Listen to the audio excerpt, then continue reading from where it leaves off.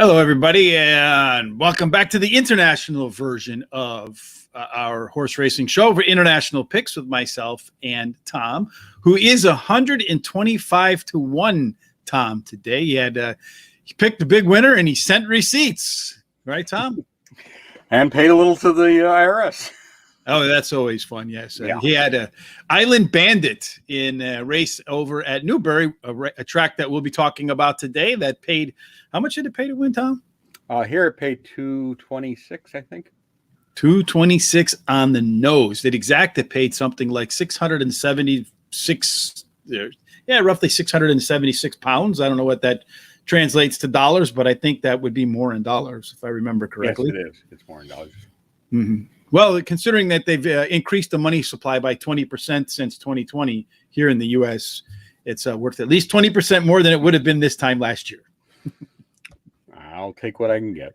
Yeah, no arguing with that, right? So we're going to go to Australia at Caulfield and Newbury, both tomorrow. And I have to say before we get started. Well, that's not right. Caulfield will start at 9:30 tonight. 9:30 tonight. Yes, okay. 9:05. Eastern roughly. Time or Central Time? That'll be Central Time. Central Time. So 10 o'clock Eastern. So yeah. I have to say before we get started on tonight's races at Caulfield, which will be – so Tom sends me the programs, and I did my Forrest Gump handicapping because there are no odds in these programs, and I have no idea with these Australian programs. Honestly, I had no idea what I'm looking at. So anything that I say regarding Australia, if I win, I admit right up front, it's just complete luck, because I would probably have better luck reading Egyptian hieroglyphics off the inside of a pyramid than I could these programs. They give you a lot of information. And it's kind of unorganized. So you really don't know what you're looking at. It's different mind thought on it, how you have to look at it. If you look at it, our traditional forms here, going back, it's definitely a little beyond simple. It's different.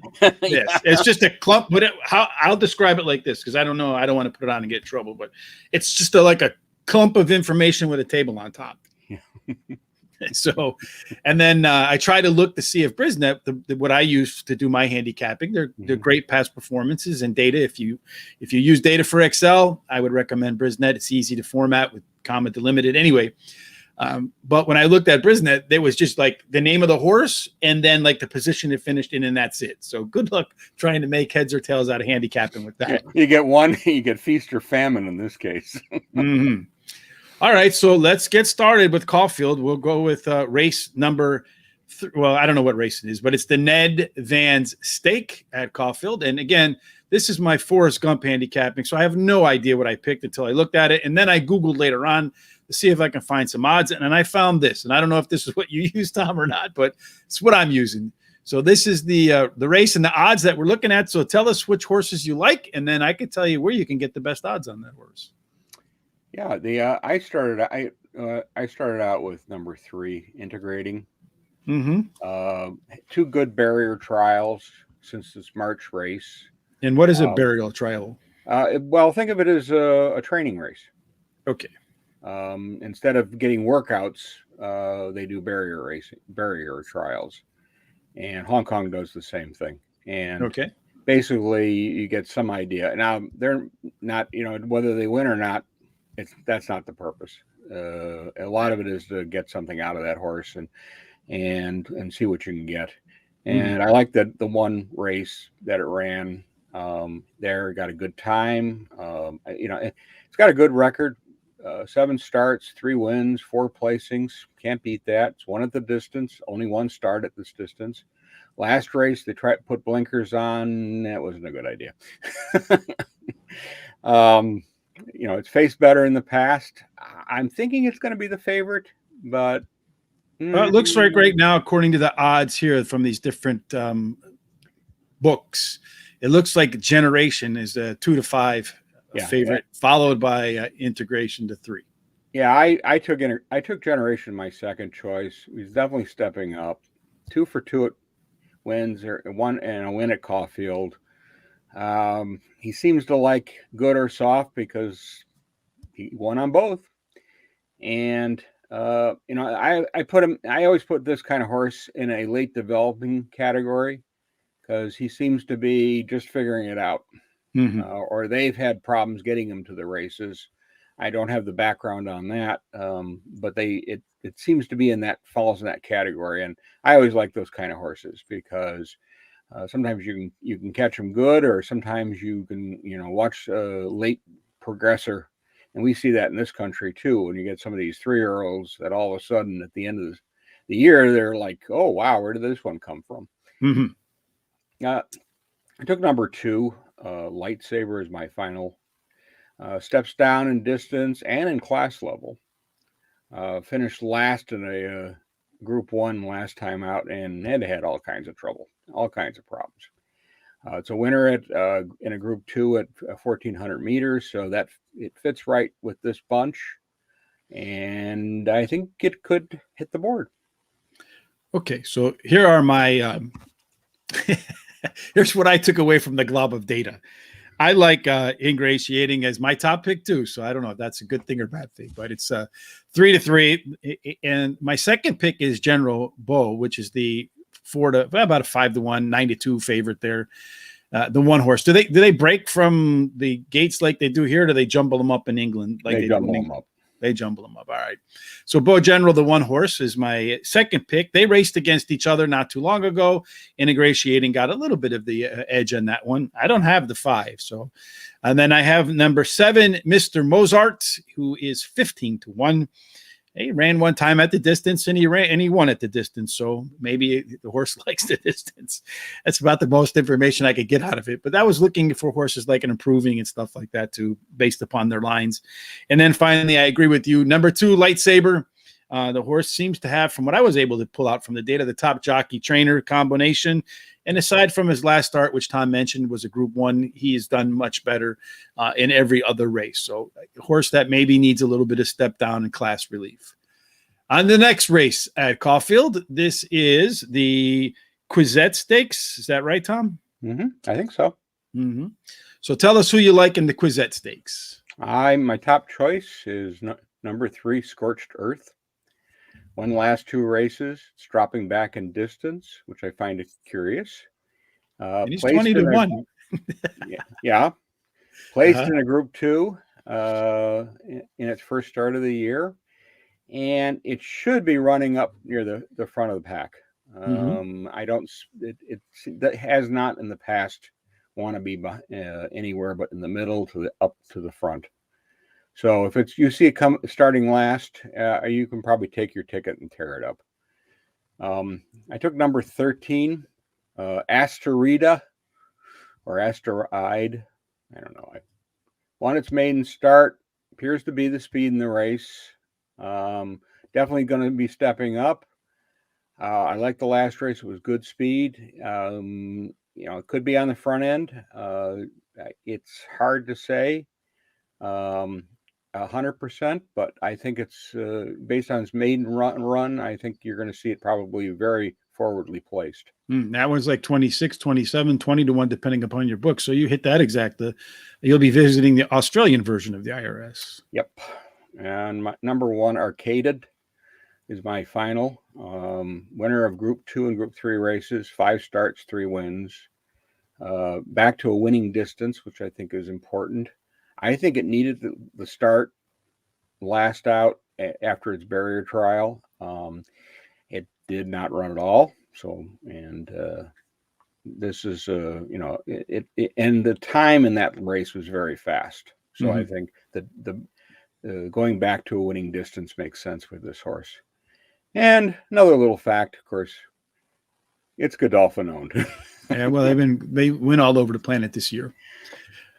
So for me in the Quezette Stakes, I like Scorched Earth too. I don't know what that says. We both like a 20-1 shot on top. Maybe I suspect based upon looking at the odds, it'll probably be closer to 17, 18-1 when they go off. Yeah. Might pull in a little bit of money.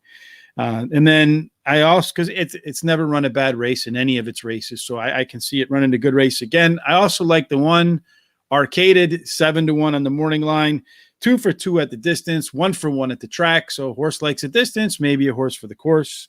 I had a little different horse here that I have, Najamity. looks like it's the favorite or the second favorite. The reason I like that horse is it is 1-for-1 at the course. And I think if I remember correctly, the jockey rode him in the one win that he had, and John Allen. I don't remember exactly off the top of my head. And then finally, my second pick turns out to be the favorite, Gimme Par. So Gimme Par has been, I think, it raced 2 times and won one and finished second by a half of a length in the other. So I feel like it's a horse that's in good form right now. And, against this field, good form could hold. And again, it's hieroglyphics to me. So these are probably four fadeable picks, except for maybe the ones Tom and I agree on. Those are a little bit higher priced horses and maybe can come through for us. And then finally, that would be nice. Mm-hmm. It would be nice. The last stab at this Australian stuff is the, which one race is this? Is the Lawrence Stakes. This is a shorter field, only 10 horses. And again, based upon the odds, this one looks like it's pretty wide open because Streets of Avalon is the favorite at 3-1. Yeah, and that's my top choice. Number 2, Streets of Avalon. Good effort in Group 3 last race out. Had a good barrier trial, so useful. It won the race, and it won races before, and then it ran absolutely 2 stinkers, and they gave it time off. Mm-hmm. So it obviously needed something went wrong, because really 2 bad races. Came back and ran a much better race. So it obviously is back in shape. It is a Group 1er at Caulfield. It's got to be close to the pace. I don't think it has a chance if it's back, because it ran behind last time a little bit farther than I think it should have been, but you never know. The record is really good. 57 career starts, has 10 wins and 19 placings. That's not shabby. No, maybe one that likes to hang a little bit at the end. So yeah, good backdoor exacta horse. Yeah, it's a winner at 6 times at the 1400 meters. So it obviously likes the course. It obviously likes the distance. Just a matter of what conditions. Is it back to its condition, or are they, just get another race in and then wait for a spring carnival? Number 7, Samson's my next choice. Winner last time out in Group 3 at Caulfield and at big odds. Can race in the rear. It can race near the lead. It's done both in many different races. So it's got a different racing style. It's got 21 starts, 9 wins, and 4 places. So again, another one that's been ultra consistent in my mind. 40% winner. You got to like that. Yeah, and the only win at the distance. There's only one win at this distance, which is a little bit of a question mark for me. But again, the right trip, it could win again. Number 8, Nonconformist is my final choice. Okay, last race, but it had 4 months off before that. The jockey has ridden this horse 10 times and has 4 wins and 4 placings. The trainer is good at bringing back horses, so I like that angle. And I also like that it is a Group 2 and Group 3 winner, so it fits at this level. The question is going to be condition. What kind of condition this horse is in. I think you'll get pretty good odds on this one, unlike Streets of Avalon, who will probably get buried. Well, yeah, it looks to me like Nonconformist right now is around 19. It seems to be like the most common 19-1 odds. So probably right around there. Doesn't look like the odds are really coming down very much. So it looks pretty steady at 19-1. For me, I like Streets of Avalon too. The horse is a win and a second and 2 at Caulfield. So I like that. Looks like the form is improving as well. So that's 3 for 3 for me on things that I like. I like number 5, Archidemus, 23-1. That's a nice long shot. 1 at the distance and has the strong jockey trainer combination, if I read the program correctly. Number 7 and number 10 is Sierra Sioux, 8-1. Looks like another horse that has a Jockey Allen staying on it. John Allen rode this horse last time to a win, and I think that was the first one the horse had in a while. So he's back on the mount again. Perhaps he can get another solid effort out of that. And then I also like number 7, Samson. So again, It looks to me like I should be an odd setter somewhere, because at the end, I ended up picking up 3 of the 4 favorites without actually having access to odds or data that I really understood. Well, you're gonna have to practice, because there's a lot of really good racing going to be down under, and we need to follow. We won't. This be nothing. It'll be meaningless in terms of Breeders' Cup, but it certainly is a lot of meaning in terms of the racing down in there, and also the influence, because we do shuttle a lot of our a number of horses. Mago de Oro it comes to mind as being one that's been shuttled from the northern hemisphere, the southern hemisphere for siring. So you do see some influence going on, and of course, when you've got Godolphin or Judgmont or Sadwell, any of these guys involved, you know they're going to be looking to improve. For sure. Can. Well, I'll have to get better at it. Maybe I'll be able to make heads or tails out of what the program says by the time we're done with Australia this year. And they go to winter time. So as we move out of our winter into spring, we'll see. This next race too, I mean, you might as well have at we're going to go to Newbury now for, again, Saturday, the DENFORD Stakes. I think this is a bunch of 2-year-olds, if I remember correctly. 7 furlong race.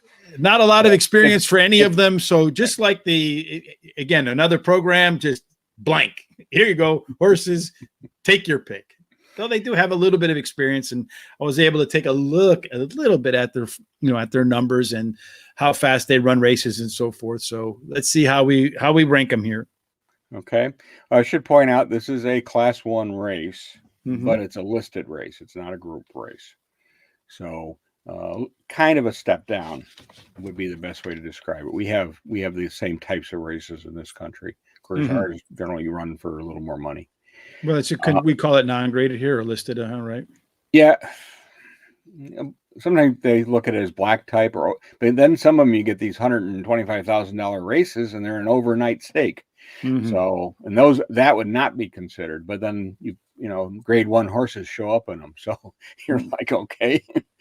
I took number 4, Mascala. Draw 3. It's going to be the favorite. I would be very surprised if it isn't. Just missed last out against Native Trail. I think watching the race, it started its running too early. I think if it had a little more better timed ride, I think it would have done better. And with that, we got a jockey switch. So I'm not the only one seeing that. So William Buick will be up on the horse this time around. Had okay race at Royal Ascot. It's dropping from a group 2 down to a listed. I mean, they're looking to get a win on this horse and then go from there. Again, these are 2-year-olds, so who knows? You never know. Flip a coin. Well, that's the way it is. Took number 6, Seattle King, with draw 5 as my next choice. And it won its maiden race. But if you want to watch a race that's strange, this is a good one to watch with this horse. Because going out of the gate, you would have never thought this horse was going to win. Because it looked like a mess. I mean, running green is the correct term. And this one did it to the, it was outpaced. It just didn't look good. And then all of a sudden, the jockey moved it to the right. And it started making headway at the 2 furlong pole. At the 2 furlongs left to go, took the lead at the 1 furlong and run readily. I mean, so to me, got heart. It was an interesting race, and they're not overreaching and dropping this into a group race with this horse. They're going to see what they've got, and you could just end up with another race like that, or you can end up with they'll be they'll be still running tomorrow. And they are going to run tomorrow, so he should still be running tomorrow for sure. If he's not running tomorrow, then we got problems. Yeah, well, it could be scratched. So I mean, if it can run, it figures out what to do. I think it could really run a nice race. Last time was, well, it won. A 2-year-old. That's the objective. So if it wins, it wins. I don't care how it gets to the finish line first, as long as it gets there, unless they're hiding in the fog. Well, we've seen that before too. Number 5, Rob John is my final choice. He has draw 1. Most starts of any horse in this race. He's mainly racing at a little lower levels, but he's never raced worse than a fourth, and that was at Newbury. Yeah, it was a Newbury. And so I like those kind of horses. Maybe not good enough to win, but certainly good enough to round out a trifecta. To cash out a ticket. All right. So I agree with you, the Seattle King. I put him on top, actually. I didn't watch the race, but looking through the numbers, the race rating that he came out of was just as good as the one that Mescala and Bayside Boy just came out of. So I wouldn't be surprised if he does pretty well there. And when you look at these youngsters, one of the things I'd like to pay attention to is how much did they cost, right? Money talks. And this horse was by far the most expensive horse in the field, ran at the same level as any of these other horses has. So, and was the best bet in its debut. So that tells me that the folks on the ground thought something of this horse. I don't know, what track he was running in and how it ranks relative to some of the other tracks in England. But the fact that the bettors put their money down on the horse and bet him well, he's high priced, and it was a highly ranked race, tells me that the horse is pretty solid no matter where he ran. Then I like Bayside Boy. It made easy work of the field in its debut at the distance and the track. It has the best time for the 7 furlongs. And Mescala ran a similar time as Bayside Boy in a different race, but 7 furlongs, same track, but it was slightly slower. So if you like to look at final times, perhaps Bayside Boy might have a little bit better pace than Mescala. And then just the rest of the field is really, Rob John has experience. The other ones really don't. So I like the 5 horse over the 1 and 3, but I wouldn't be surprised at all if the 1 or the 3 popped in there for 4th place. I think the top 3 are pretty much set, unless, of course, there are 2-year-olds and they decide to do something other than what we expect them to do, which is very, very likely. Unfortunately, all too often. Oh God, yes. I don't like betting the 2-year-olds, man, because they are definitely my challenge, and I've gotten a lot better. But initially, 2-year-olds on the turf used to absolutely drive me nuts. Yeah, I just stay away because now I'm a little better at it, and I think part of it is because I understand breeding a little bit better than pedigree. So you look for some that at least will like it, and then the sprint ones. The sprint turfs, I really just look for speed, and I don't care if they're dirt or turf pedigree, because speed is speed. Speed is speed. One thing you can't coach, man, is speed, right? That's right. That sports, you learn that right away. You could teach a person to have better technique, but if they're slow, they're going to be slow. All the technique in the world ain't going to help you in a 40-yard race if you're slow. Next race is the Bet Victor Geoffrey Freer Stakes. Don't know who Geoffrey Freer is, but he's obviously important enough to have a race named after him. This is, again, a horse with a bigger field. I think might be the biggest. No, it's a deeper field, but it looks like Hokum is a heavy favorite. When going through my numbers, I had a hard time finding something to place above him. Maybe Tom did. I did. I took number 3, Red Verdun, that has draw 1. Last 2 races has a win and a second after some really dull efforts. So 16 to 1. This horse is coming to form, definitely. Mm-hmm. The negative on that for me is that he didn't beat much. But, of course, they have to run the race, and that's the way it works. He is a Group 2 winner in France last year. And the record is pretty good. I mean, 48 starts, 10 wins, and 8 places. Not bad. Mm-mm. And it does get the top jockey in England right now by wins, and that's Holly Doyle. Will be riding this. I did take Holcomb as my second. Number 1 has draw 6. Even money. Yeah. Mm-hmm. Not going to pay you that 125 money. I think it'll be lower than that personally, but probably. Favorite comes off a win at last time at York, and that was in a Group 3. So he's right back where he likes the distance and likes that kind of thing. He's a lightly raced horse. I mean, it's only 9 starts, 5 wins, 2 placing. So why he's getting bet. He does know how to win. He finished 3rd to Wonderful Tonight at Royal Ascot. And in that race, interestingly enough, there's 3 next out winners in that race. Mm-hmm. So, and he was one of them. This is the only thing I got against him is, it's adding more weight than it's ever carried, and for a win, and it's also the longest race it's ever run. So, if you want a reason to bet against this horse, to me, that would be right there, would be the reason. And that's partially why I did. I took number 8, Recovery Run with draw 3 as my final choice. Mm-hmm. Third in the handicap of Goodwood Last Out. Didn't show anything prior to that. So all of a sudden, it seems to be waking up. So if it can do anything related to that, like this last race, I think it's got a chance to be in here. One of the things to note is that this horse will definitely be last or next to last, or you'll be in the rear of the field. They will not be doing any of the heavy lifting, so to speak. Won't be pulling the rope. No, and so wait. If you do bet on it, you be patient. It is a long race. So Tom Carley has a question. Is Holly Doyle related to Sophie Doyle and that Doyle family? Sister, brother, cousin? No, just a common last name. Yeah. Right. James Doyle is her that's brother of Sophie Doyle. Mm-hmm. Remember, we had her on the show, and I remember bringing that up because her brother was running the very next day, and I know Sophie's running at a big race tomorrow at Arlington. We covered that last night in the Players Edge podcast. Unfortunately, didn't have a guest, but felt like it was a good show. A lot of back and forth, made some good picks. Take a look at it over at Horse Racing Radar. Pretty soon, it will be up on the website. You can find it right now on our YouTube channel. So while you're at the YouTube channel, make sure you hit the subscribe button. Make sure you follow us on Facebook or Twitter at Racing Radar. There's a lot of great stories that come out on the website. Good picks.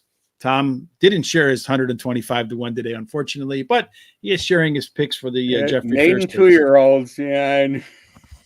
Well, there's not 125-1 here, but it's a bit of a dice roll. For sure. Well, I mean, the dice came up for you, Snake Eyes today.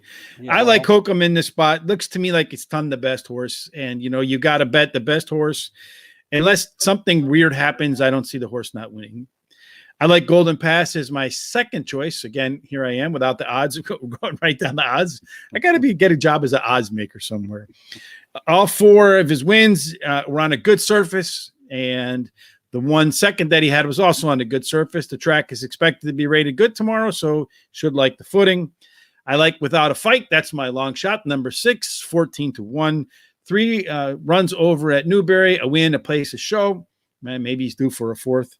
And then he says 7 and 8 out of 8 in the money. And this time around is a second race off a layoff. So I'm expecting pretty much improvement off of the last start, which I don't think was very good. And then I like number 4, Rodrigo Diaz. It seems like a good name for a horse.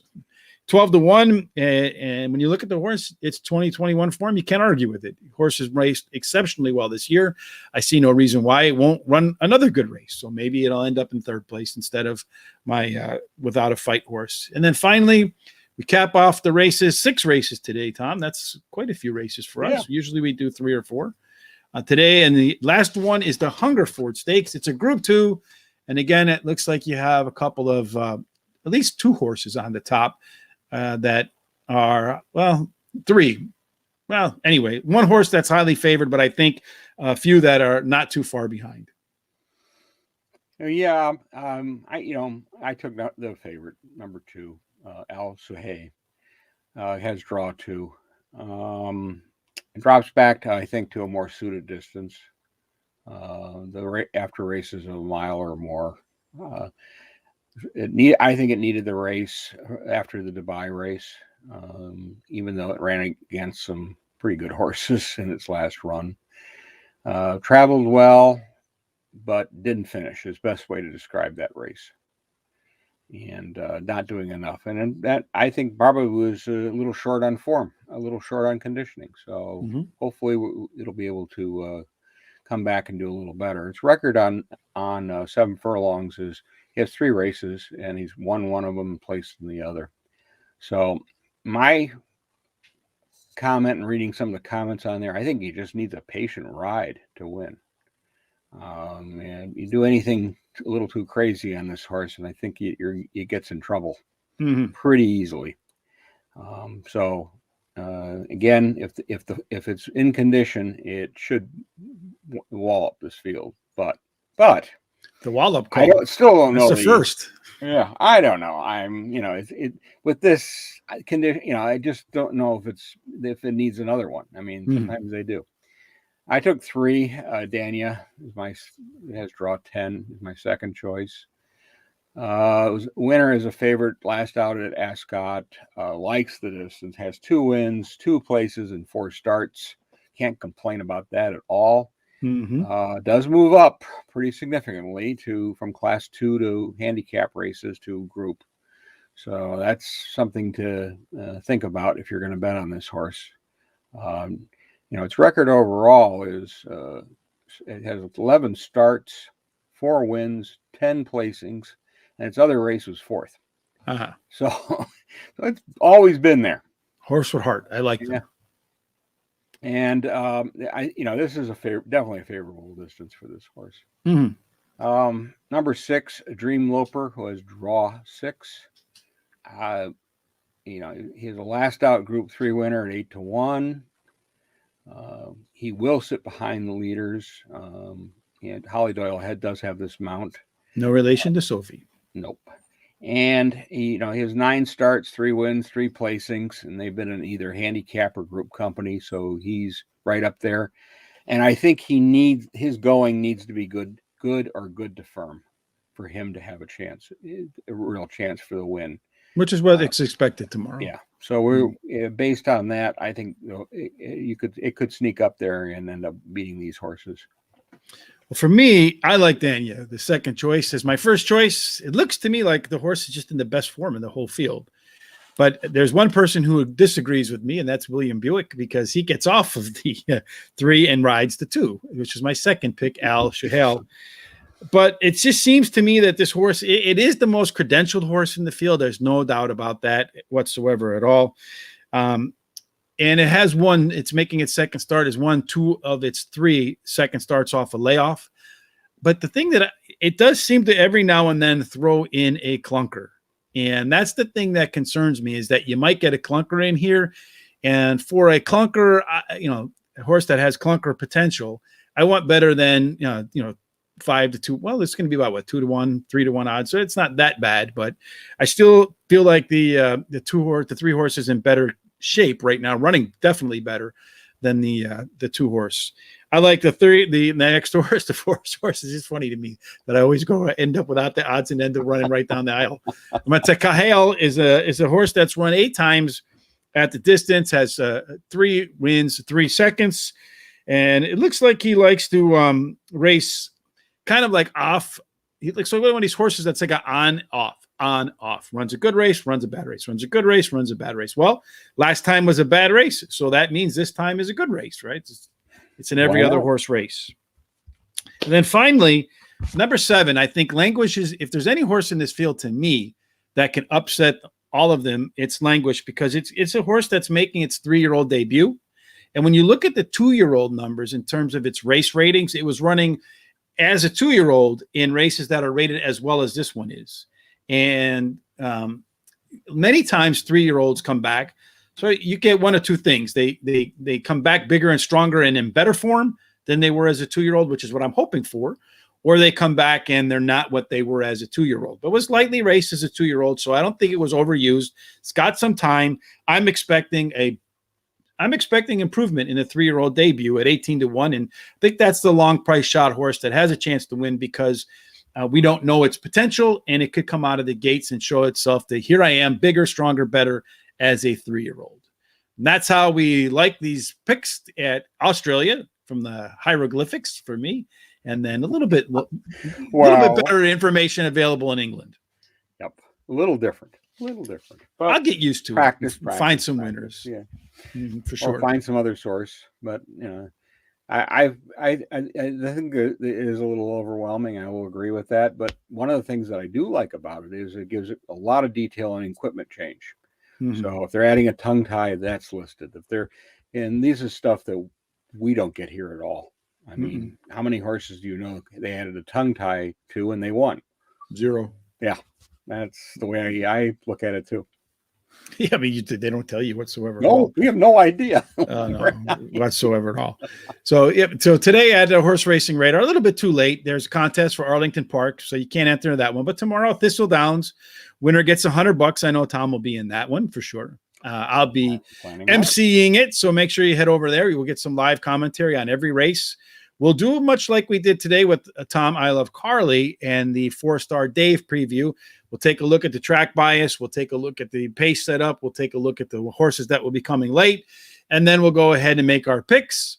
We'll analyze every horse. We did pretty well last year, I think. Last week, I think we had 4 or 5 winners in the at the Saratoga card. So hopefully we can repeat that, or maybe even have more. I think they have 5 races of $100,000 or more tomorrow at Thistle Downs, the first 2, and I think 3 of the last 4. So it should be a good card there. Sunday's another handicapping contest. Again, they're all free.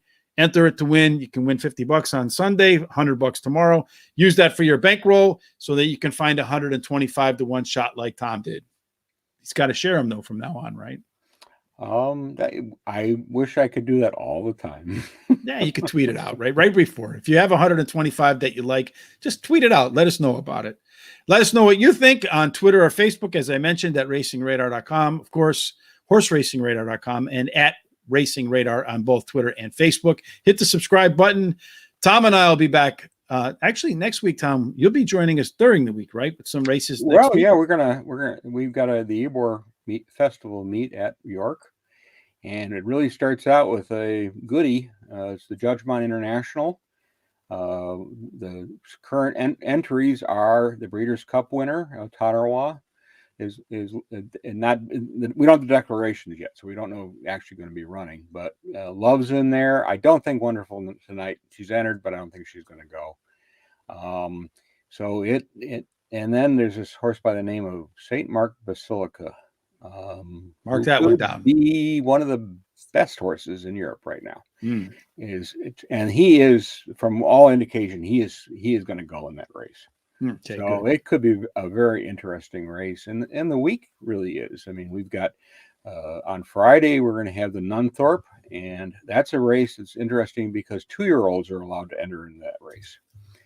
Also, Wesley Ward put his horse on the plane, and he's Golden Pal, who won at Saratoga, and he's going to be running in that 5 furlong event. And on Thursday we've got couple interesting races, but the main event is that Yorkshire Oaks, and that's for the fillies and mares. And this little horse by the name who's won last 2 races by 26 lengths, Snowfall, will be running. And not bad. We'll see how she holds it against her elders. And she gets the weight. Well, 3 of those races are Breeders' Cup winning you're in Challenge Series races. So you have one on the 18th, the 19th, and the 20th, and we'll be covering them along with our Terry, and he'll be his back hopefully won't hurt as much this week from carrying me like he did last week. Hopefully I can find a few. I hate losing the first leg of a pick 4. It drives me absolutely bananas. And then to hit the trifecta in the next 2 or 3 races, then that really makes you want to go insane. But in any case, Tom, we'll see you again starting on Tuesday then, right? Yeah, we're going to be right here for Tuesday to cover the 3 races on Wednesday. So Tuesday, Wednesday, Thursday, and Friday. Until then, everybody, as always, may all your tickets be winners, and we will see you hopefully in the Australian and English winner's circle.